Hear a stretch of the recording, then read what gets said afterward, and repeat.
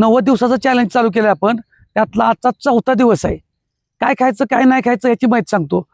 फक्त आपल्याला काय करायचं आहे, मैद्याचे पदार्थ सोडायचे आहेत, बेकरीचे पदार्थ बंद करायचे आहेत, साखरेपासून आणि साखर खायचं बंद करायचं आहे थोडे दिवस. नंतर तुमचं एकदा वजन मेंटेन व्हायला लागेल, परत आपण तेही प्रमाणात खायला चालू करणार आहोत. आता ह्याच्याबरोबर काय करायचं आहे, कोल्ड्रिंक्स आईस्क्रीम हेही बंद करा.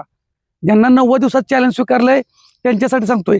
100% रिझल्ट पाहिजे तर थोडंसं आपल्याला काहीतरी व्यवस्थित डिसिप्लिनमध्ये यायला पाहिजे. आता खायचं काय आहे, प्रोटीनयुक्त फायबरयुक्त खायचं आहे. प्रोटीन कशा कशात आहे, चिकन, मासे, अंडी.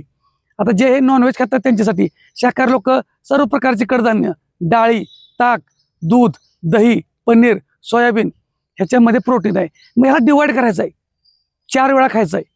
सकाळी 2 टाइम नाश्ता, 2 टाइम जेवण. ह्या जेवणात त्या अगोदर प्रोटीनला महत्त्व द्यायचं आणि त्याच्याबरोबर फायबर पाहिजे. फायबर म्हणजे काय, आपल्या शेतकऱ्यांच्या पासून जे काही फ्रेश माल मिळतो, काकडी आलं, टोमॅटो आलं, जे कच्च्या पालेभाज्या आहेत ते सगळं सॅलड ते फायबरसाठी वापरायचं आहे.